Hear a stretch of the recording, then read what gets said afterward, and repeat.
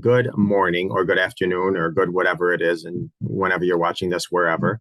I am Coach Jay. I am many things, but let me just get into my class and not bore you to tears. I always start my class with a corny dad joke, and today's is, I can't believe someone broke into my house and stole all of my fruit.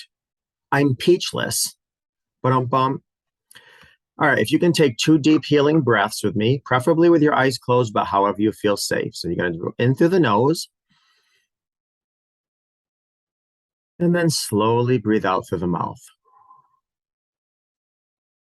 In through the nose and out through the mouth. Life is so expensive.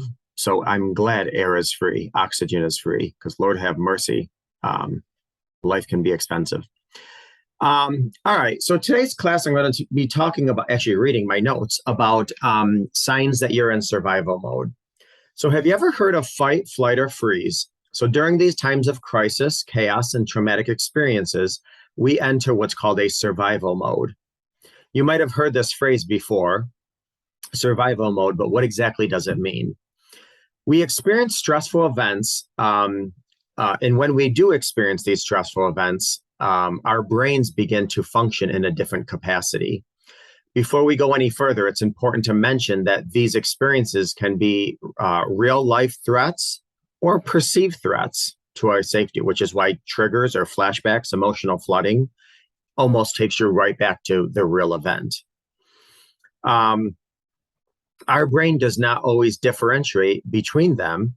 It just reacts. So again, we might be in the midst of a trauma or reflecting on a trauma. Our nervous system responds and reacts, the same. So let's dig into the details. So our prefrontal cortex, which let's just call our thinking brain, it manages the executive functioning skills of problem solving, organization, emotional regulation, critical thinking, and the decision-making skills. So it's part of our brain that might feel more logical than emotional. Our thinking brain takes in a situation of information and uses most of the executive functioning skills and is able to produce a well thought out response and action. Our brain, in turn, is reacting to the ability to be calm, grounded, and safe, which, by the way, is why I tell sometimes people, if you ever get into emotional mindset, like, where your amygdala kicks in, if you can do some quick math, that's a quick way to trigger our prefrontal cortex and get it out of our amygdala, because we have to actually think logically when we're doing math. So if you ever want to go from an emotion to logic, take out a math sheet, do some math in your head. It's a quick, simple technique that you can do anywhere. But everything changes when we experience trauma. The thinking brain begins to dim, similar to that light switch, or similar to a light switch. And instead of our trauma brain or survival brain begins to brighten. So, the logical side kinds to dim. The emotional part seems to kind of illuminate and come to light. When that light dims, we lose the ability to use the skills effectively. So we lose our ability to think logically, respond logically, react logically, which is why a lot of times when somebody is always on hypervigilance and always, has psychological, emotional scarring or whatever, to some people it'd be like, oh my God, what is wrong with this person? But really the question is, wow, what has this person been through? So our survival brain reacts impulsively in order to maintain self-preservation. It tells us that using the executive functioning skills will take too much time to process the information and that safety cannot be guaranteed. The survival brain is trying to keep us alive, but it may make everything feel much more difficult in the meantime. It can be hard to know when you're in survival brain, so here are some potential signs. This is not an all-inclusive list. These are just some potential signs that you may be in survival mode. And if you're not currently in survival mode, some signs to let you know when you may be getting into survival mode. Lack of focus. You ever drive somewhere and then you get to the place and all of a sudden you're thinking, oh my God, did I stop at every red light? Did I pause at every stop sign? I don't even remember passing the store I usually pass. You just have a lack of focus. Or you're watching a television show and half the show is over and you're like, I don't even remember half of what this show's about.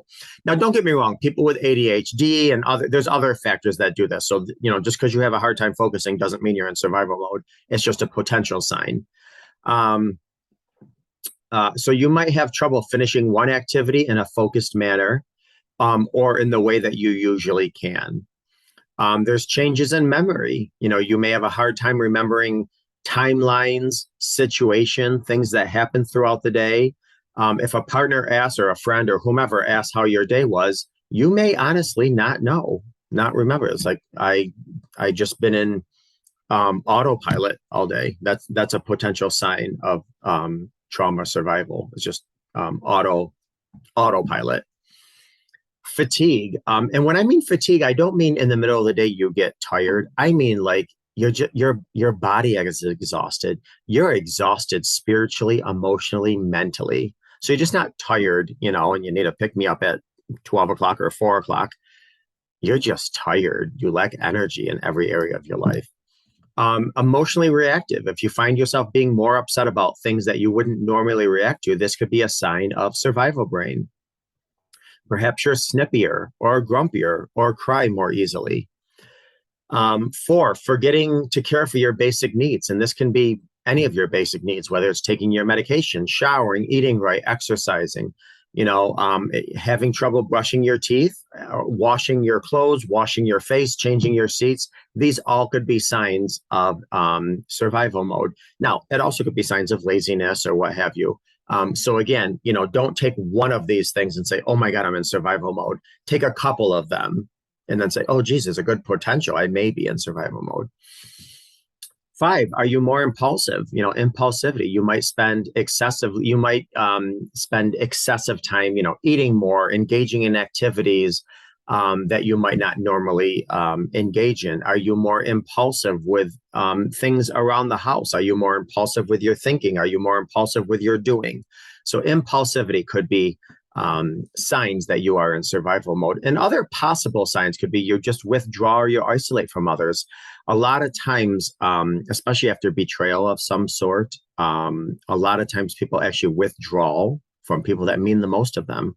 I talk to people all the time who's like, I used to be close with my sister. I haven't talked to her in a long time. I used to be close with my parents. I kind of shut them down. A lot of times we withdraw from people that mean the most to us when we're in survival brain. And there's many reasons for that. We might not want to share our story, and especially those around us that know us and love us the most. We don't want to disappoint them or hurt them or, share with them. So it's just better to stay away, or maybe we're embarrassed, so we don't want to share things with them. Also, trouble trusting other people. Maybe you don't trust other people, or maybe you're vigilant about their lying or your own lying. They're stealing your own. Maybe you're in the process of going through a phase in a stage where you're stealing or keeping secrets. This could be trauma survival mode. Are you more jumpy than usual?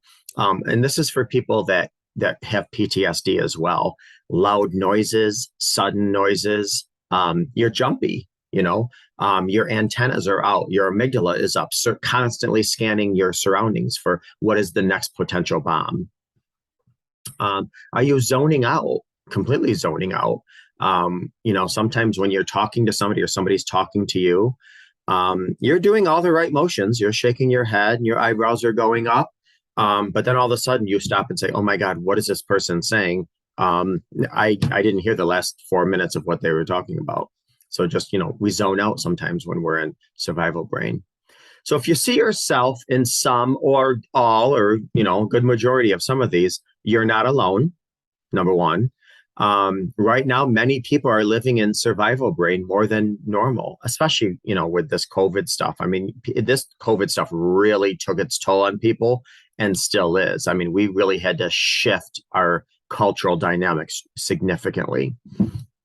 But, Trauma is not always defined as a personal or intimate incident that occurred. You can also be feeling the impacts of trauma based on little things, changes in your routine, a disruption in work or school, a disconnection of family and friends, loss of loved ones, emotions from civil unrest. It could be experiencing anything from, racism, gayism, sexism, all the isms, discrimination, what have you.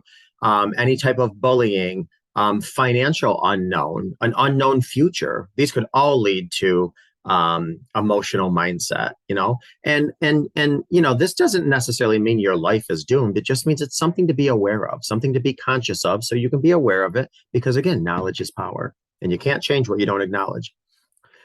So the above are all stressors that can dim the thinking brain and brighten our survival brain. Now, here's the good news. There is hope for change. First and foremost, if you're experiencing these symptoms and they're interfering with your daily functioning, there are some things that you can do. Number one, be gentle and kind with yourself. I mean, this is just in every area. If you right now were to look at your little 6-year-old self and they were going through some things, one of the things you might tell your 6-year-old self, calm down, take a deep breath, be kind, be patient, be compassionate with yourself. Well, do the same thing now. Know that you're not doing anything wrong. You are doing enough. You're not failing. You have physiological experience to stress and trauma that's normal. It's not only normal, it's also temporary. The only caveat to that is if it's CPSD, like it's ongoing trauma. Like, let's just say somebody's kidnapped. No, you don't say calm down and be kind and be compassionate and it's temporary. You're kidnapped.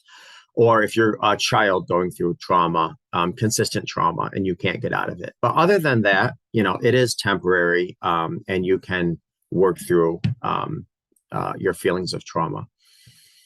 Move your body in a way that feels good. Trauma disrupts our body's natural equilibrium. So keeping you in a state of hyperarousal and fear, that's what trauma can do. So what we want to do is exercise can be a great way to release energy. It brings up all of the beautiful endorphins, and endorphins shake up our physical experience if we're feeling stuck. So now you got to make sure you do something you enjoy. There's a lot of people that don't like to go and do push-ups and jumping jacks and whatever. So do something physical that you enjoy. Even if you're vacuuming your house, dance while you're vacuuming, or do some little jazz move or something. Just do something that is a little different that you can enjoy, and it releases some of those endorphins. Reach out for support. Watching this right now is actually showing yourself that you want to be supportive to yourself. So reach out for support. And reaching out for support doesn't mean calling a friend or a family member and saying, oh, I'm depressed, I need support. Sometimes it's just reaching out and saying, hey, how are you? And talking for a couple of minutes to somebody.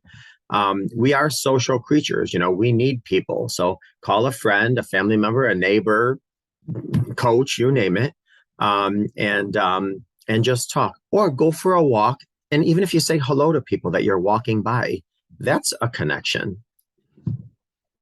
Practice some grounding techniques. When we are in a state of anxiety and overwhelm, it's hard to calm down. Sometimes no matter how hard we try, we force ourselves, our body is still reacting like there's danger. So take deep, slow breaths, even just, for a couple seconds, a minute. Notice your surroundings and ask yourself, what 3 things do I see? What 2 things do I hear? What's 1 thing that I smell? This is a good grounding technique to bring, to get you out of emotional mindset into the present. Connecting to what's physically in front of you is powerful. And it's powerful in bringing your brain back to baseline, your logical, your thinking mind. You can also splash some water on your face or hold an ice cube. This is a technique I haven't tried, but I actually asked somebody the other day if it's effective, and they said it was. And not to sidetrack, but they also said they get migraines and headaches. So they put an ice cube right in the middle of the back of their neck, and they said it does wonders with migraines and headaches. But they said if I'm ever feeling stressed or anxious, I put a piece of ice in my hand. After 10 seconds, I put it in the other hand, and I go back and forth. And they said that calms them down dramatically. So something to put in your toolbox. You have to prioritize, your self-care basics. Make sure you're getting enough sleep. Make sure you're eating not only properly the right foods. Um, Put on some new clothes sometimes, and sometimes, especially if we work from home or if we're retired or what have you, sometimes even if I'm in jogging pants, I'll put on dress shoes because man, shoes just automatically somehow go to your head and you feel, a little different. So put on some nice shoes, no matter what you're wearing, and it puts you in a different mindset. Um, and you can also, even if you want to binge to some TV, make sure it's something that you enjoy, something that feeds you. Even if it's 10 or 20 minutes, because some people are not a TV watcher and that's fine. But, maybe you like watching Wheel of Fortune or Jeopardy or, whatever comedy that you want to watch. 10, 20 minutes, and then go and do your own thing. Survival brain does not have to stay forever, but it can feel that way, and often it does. But recovering from trauma does take time and hard work, but the healing process can also be very rewarding. Sometimes healing yourself after trauma, it's like watching the hour clock, but I urge you to try to periodically glance at the second hand. It is moving. You might not see it or feel it, but it is moving. If months have passed and your symptoms aren't letting up, maybe it's time to consider a supplement, even a medication. I will say there's a lot of people I talk to that are currently taking supplements that are more natural rather than medications. If you have to take a medication, I am absolutely pro medication without question. God put people on this earth to create medications for a reason. Take them. But if there is a supplement you can take that's organic, that'll do the same job or if not better, do the research and see if that could work for you and that's effective. Again, know that you're not alone. You're not alone. We're all in this big, vast world together, fighting our own personal demons. And know that there's a tremendous amount of support out there at your fingertips, with or without money, with or without creativity, and so forth. So, hope you got something out of this class. Keep in touch.